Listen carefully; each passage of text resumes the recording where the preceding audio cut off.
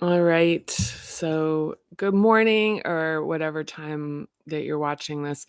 This section for negotiation and conflict, I found myself kind of dragging my feet a little bit about doing it because I this is actually probably the section that I talk about the most and that I've done trainings on. I discussed we covered in the Parinama for Beginners class 3rd week as part of I guess you call it the module on emotional regulation, which will become clear once I start reading this. But before I jump in, I just want to say thank you to everybody who has been, first of all, watching and reaching out to me, um, messaging me, with comments and all manner of inquiries and stuff. It's great. This particular section of the book, I felt when I was writing it really um it felt like it kind of stepped out because it actually leans a lot into my professional life, and most of the book, I think, I'm not my narrative isn't overly present in it, which was a process of writing it, which was the first draft was like almost entirely biographical. The second draft, like when I took the next pass through it, it was sort of, being able to talk about the concepts in a broader way, but it was kind of like it would take on this kind of pedantic tone, which is sort of like the tone of somebody who's just learning something, which is kind of leaning into maybe like overconfidence and being a little bit kind of like preachy.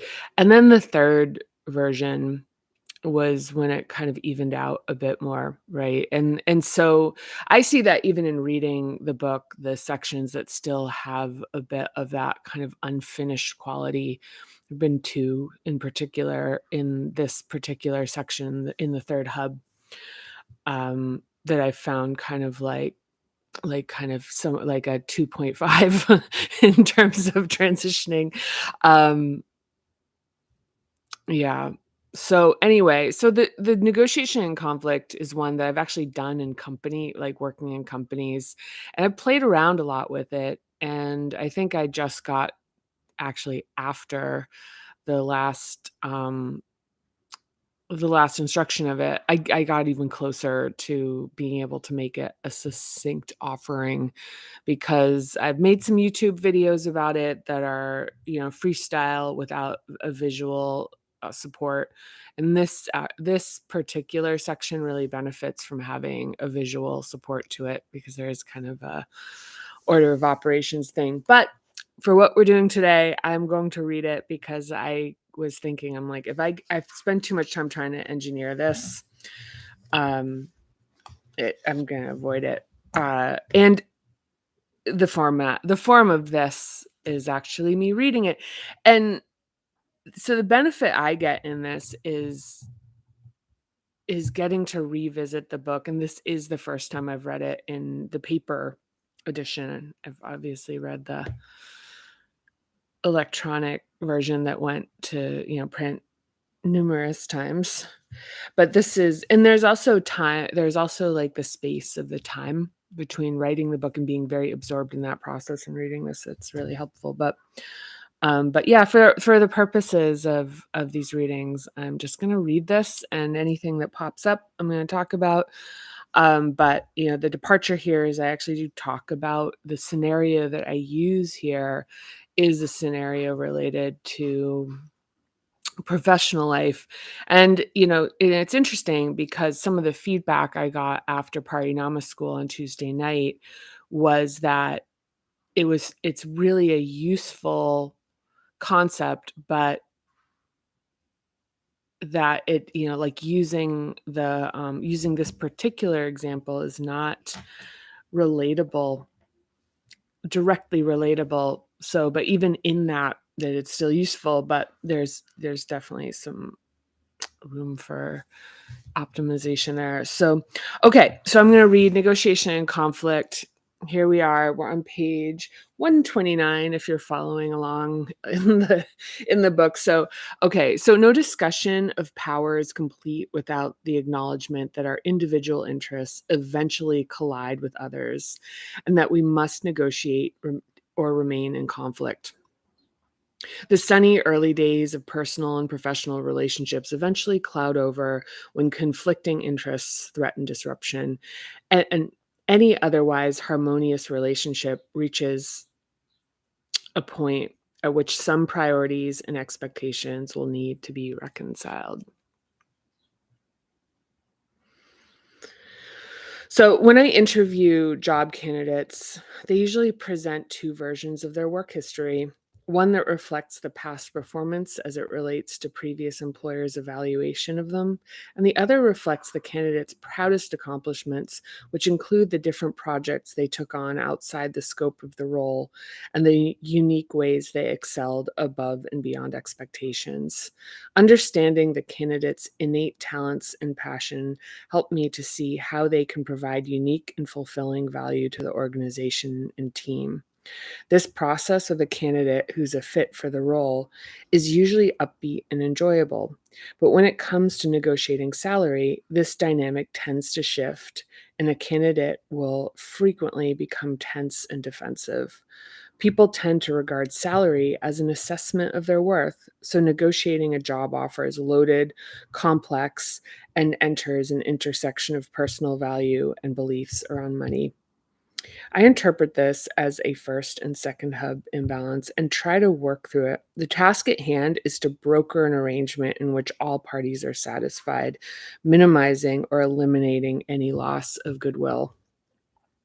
The hallmark of a good negotiation is a resolution that includes clear expectations for how to move forward.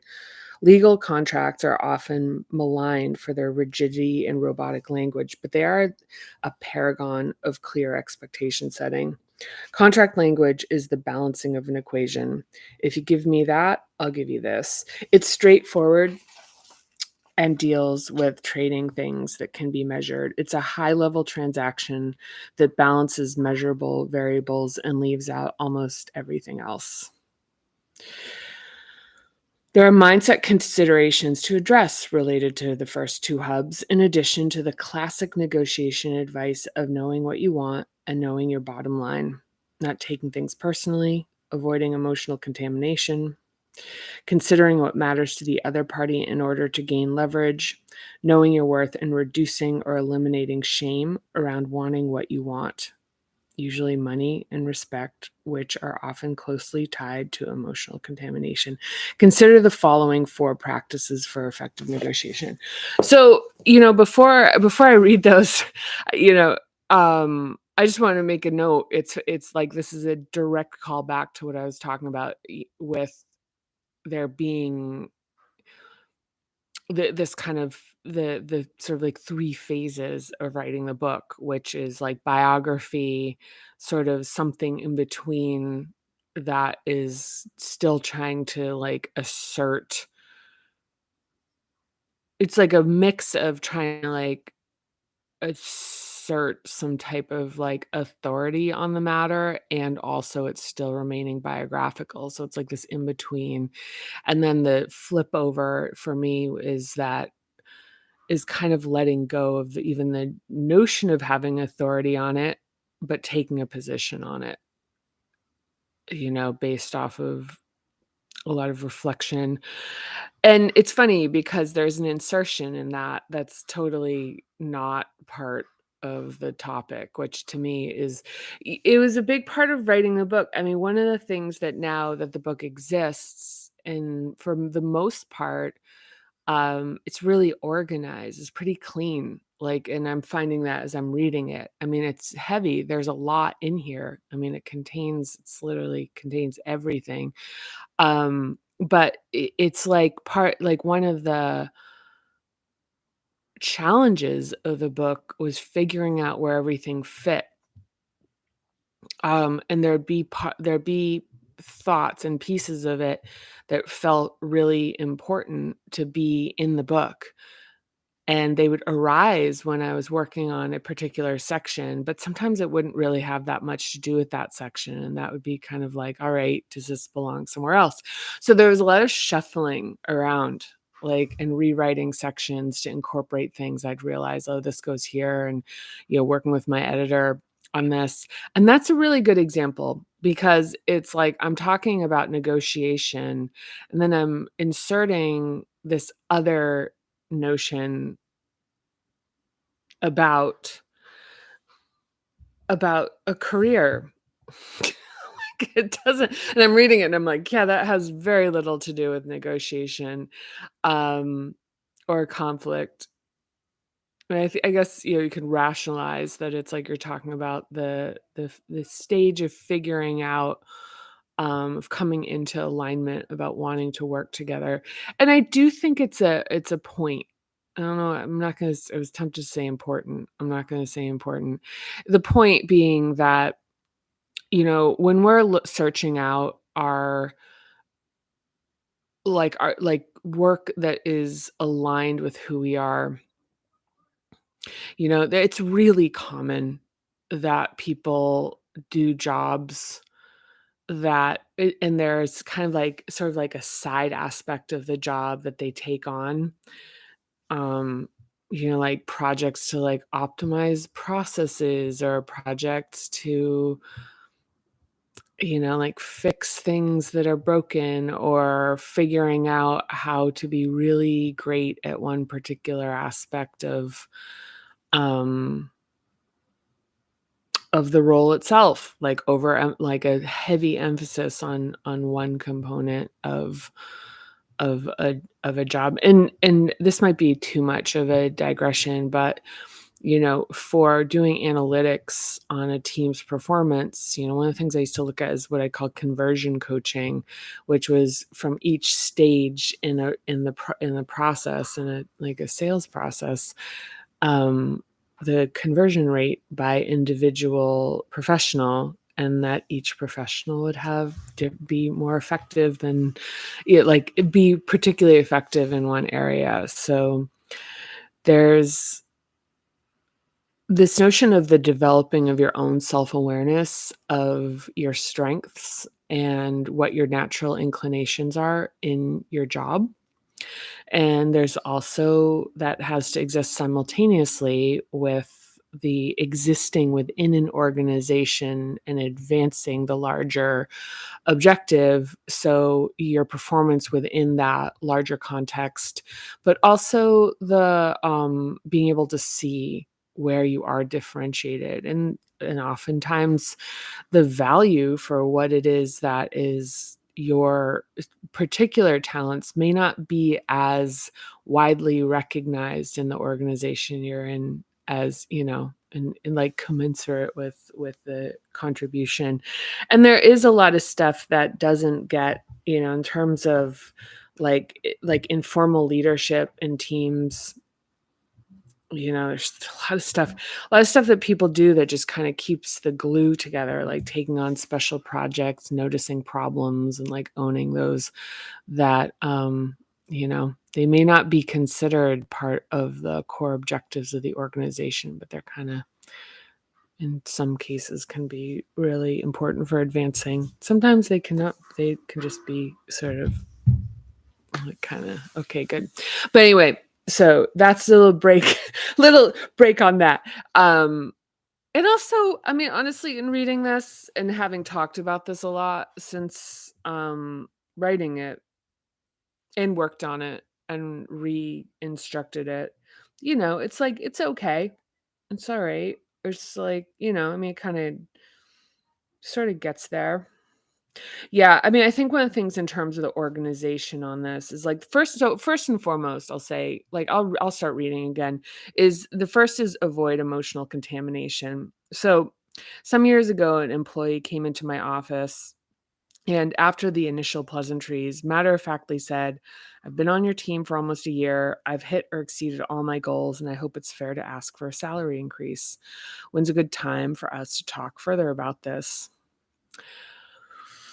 I was used to nervous chatter and unnecessarily charged emotional exchanges. So when I was approached in a level-headed manner, it was refreshing and effective. I've used this approach ever since to great effect. We naturally become defensive when people come at us loaded with emotion. Coming into a negotiation either tense or creating an emotionally loaded atmosphere stacks the deck against you and interferes with clear thinking on both sides of the table. And so this was my like a lot of how I learned to be a more effective a professional, oddly enough, came from being a boss and watching people be really good in terms of how they managed me. And um yeah, and that was and the difference between that and that at the time, I forget how many people I had in my organization, but most of the time people would come in and they'd be really defensive. Like they'd be like, I'm coming, they'd be like coming to war with me. And, their tone would be like kind of like this isn't fair kind of thing when just it's just, or without meaning to, because they'd be nervous. They'd be nervous about asking for a salary increase or having a discussion about compensation. So how that would play out would be like highly defended or fearful. And when bringing that to the table, um, it's just what you do. I mean, back to the Parinama hairball is that it's like we've got these, our early circumstances and experiences shape our reflexes. Our reflexes inform, we kind of create belief systems to rationalize our reflexive responses. And this creates our idea of reality. And then we project that into the world, and then the world responds accordingly. So, a good example of this would be someone who, was used to a lot of criticism growing up, or doesn't feel personally empowered. So their belief around that might be that I have to kind of fight for everything. I have to fight for everything to earn it. And so that's the reality. It's like I have to fight. And so coming into to a negotiation, like I have to fight for everything, like just reflexively or just default being in a fight mode. You come at me fighting, and then it's really more likely that someone that you approach that way is going to actually push back unless they're a bit more, you know, it's less look, there are exceptions and that have to do with maturity, but ultimately I think one of the things as far as an expectation is it's a lot more, I think, realistic to expect that if you come highly defended, you're going to you're you're going to create that dynamic. So, and this is something I think, like with like really strong negotiation is it's kind of, it's like where we don't do a lot of it. Most people don't do a lot of it. And what we see, um, in our entertainment is like really dramatic and emotionally charged. And, and the characters we see in entertainment who are emotionally regulated are usually evil. So the people that are, like, calm and collected in their negotiation are usually kind of presented as, like, sort of psychos, like sociopaths or whatever. And good negotiation is kind of like watching paint dry. It doesn't have a lot, it's like if you're really deal with somebody who does a lot of it, they're very level-headed and, or they'll take advantage, actually. One of the other things is someone can sniff out that you're emotionally dysregulated and nervous. There are people who will push you harder and get you even further off balance, and that's another thing that happens. That yeah, that's another thing that happens. So, okay, the second tenet here is understand what matters to the other parties involved. So, my own compensation negotiations used to start with lists of what I was most proud of, unconventional things I was doing to drive the performance of my team, which weren't part of my boss's perception of my value to the company. When negotiating for promotions and compensation, it's not the time to play or time and place to make the case for methodology.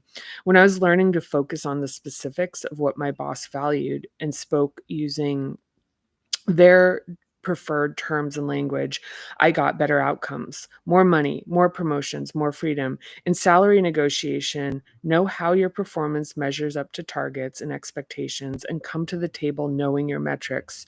Don't make it more complicated than it needs to be. Now, the importance of this is that it's knowing how the outcome of the negotiation matters to the other party in their language and in their values. So when this is another very common miss is when folks really emphasize their experience versus understanding what it is, because the thing about negotiation is that you have a shared destiny, you have a shared outcome, and the part of that shared outcome that the other party experiences is the one that you want to lean into to understand why they would be motivated to want you to be happy, to want you to have a better to have a better relationship and be more motivated. And in conflict, one of the things is that if you're in conflict with somebody and you're really focused on the actual conflict itself, um, if you focus on the shared destiny, if you focus on like what it is, so in a relationship, if you're having a conflict, and you lean into the conflict, the problem, instead of first making a mark and what it is, like why it is that we want to invest in having this discussion because of what we want for ourselves. Like, what is the shared outcome that we want for ourselves? And seeking to understand that. And the more that we invest outside of the conflict, outside of the negotiation itself, in understanding what the other party wants, the better we are when it comes to conflict. So, understanding other people, like their desires, their wants, like their worldview, it's an investment in being able to be more effective when it comes to a point of impasse. And because the more that we can understand what matters to somebody else, the more, like, and I'll use it in the case of negotiation, more leverage we have. Um, Actually, in both, it's more. I'm just call it what it is. It's leverage. There's that. And this was something. I mean, this is something too, where my example that I use here was early in my career. I would go and say, I'm doing all this wonderful stuff. And this goes actually back to the first tenet. So maybe I spoke too soon on this, which is the things that made me particularly great at my job were not actually my job. What made me great is I understood how to get the best out of people. And I paid a lot of attention to things that are, wound up being this, like ultimately.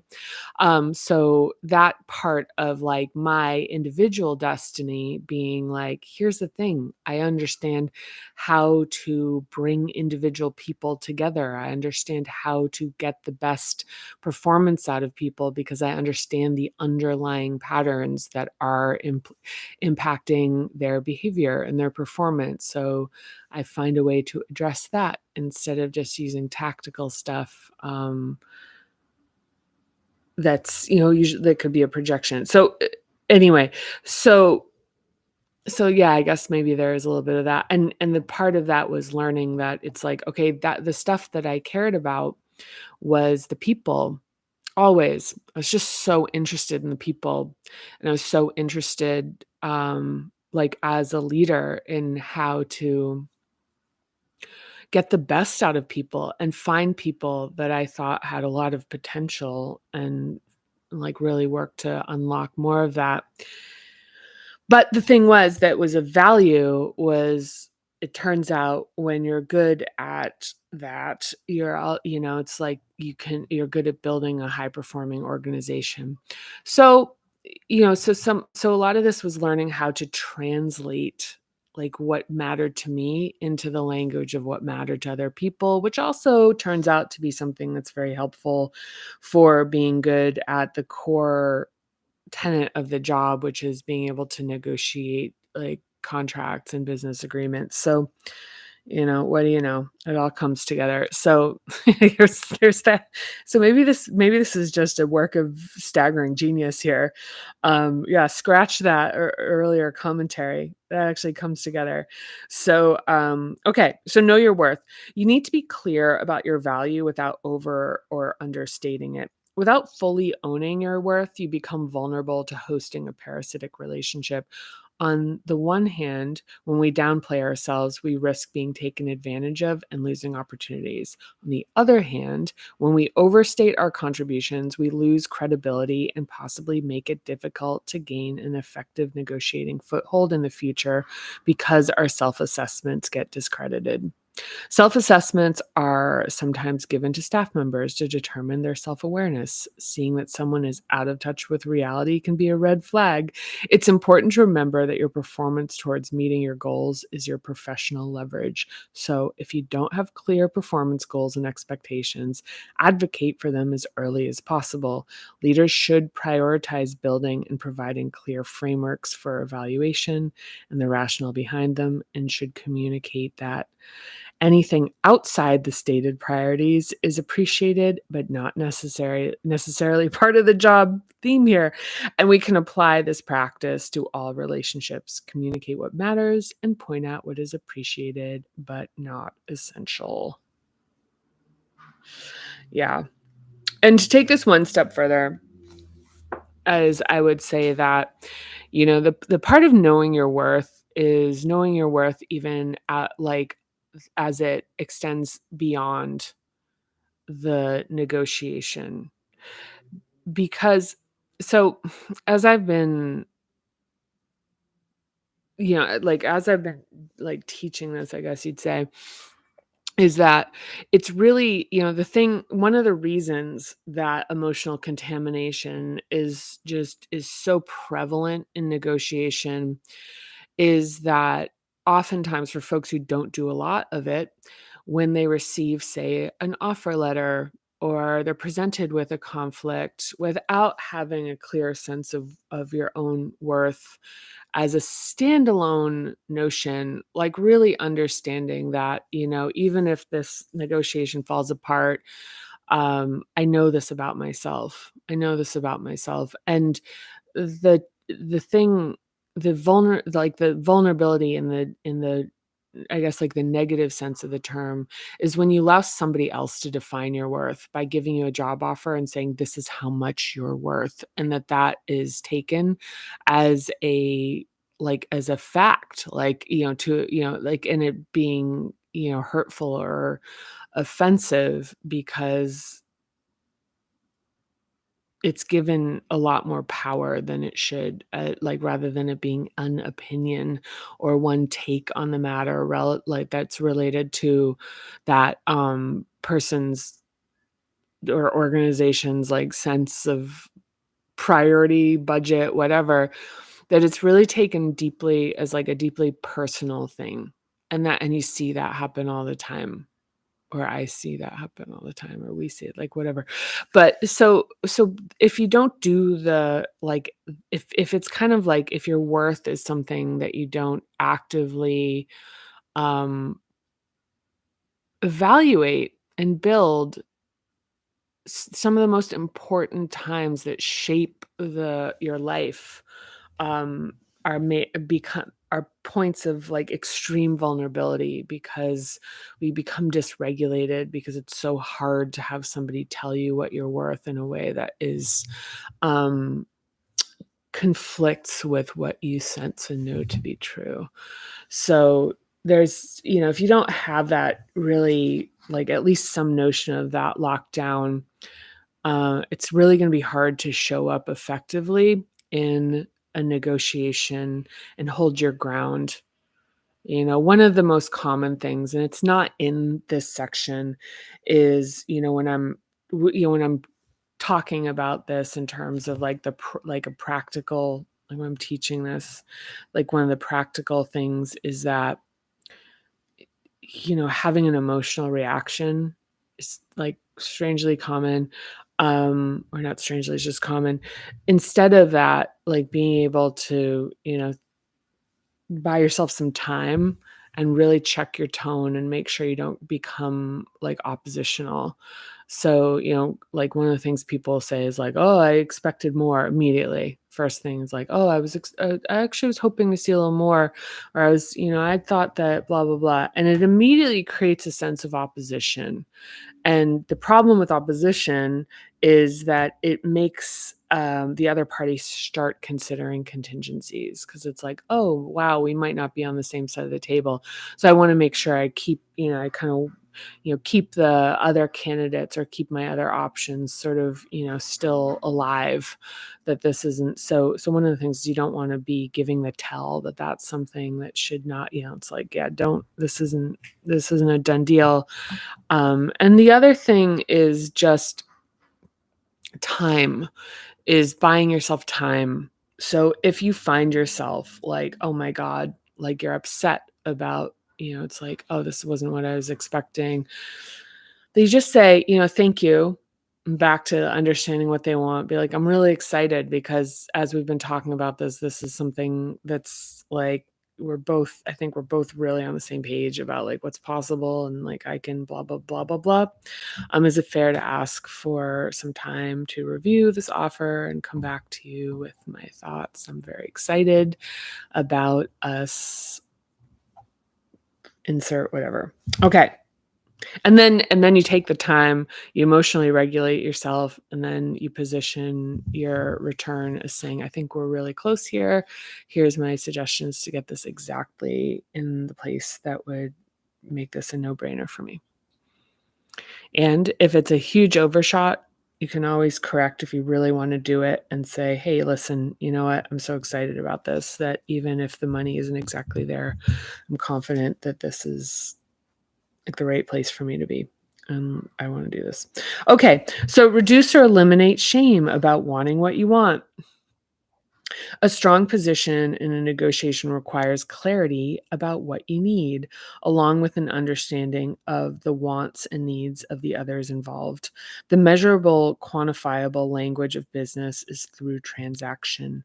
Know what you want, translate it into the language of the party that holds the most power in the negotiation, and know what it wants, or else you may find yourself overpowered or undermined.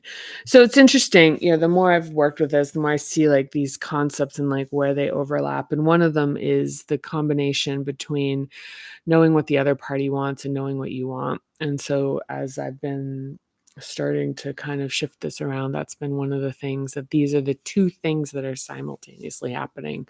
So, so the first thing we're approaching with is like the emotional contamination, is reducing the charge in the interaction, and then acknowledging that the charge is coming from activating like the matter of worth, and second of all, activating the matter of not getting what you want. And an important part of that is really owning what that actually is without shame.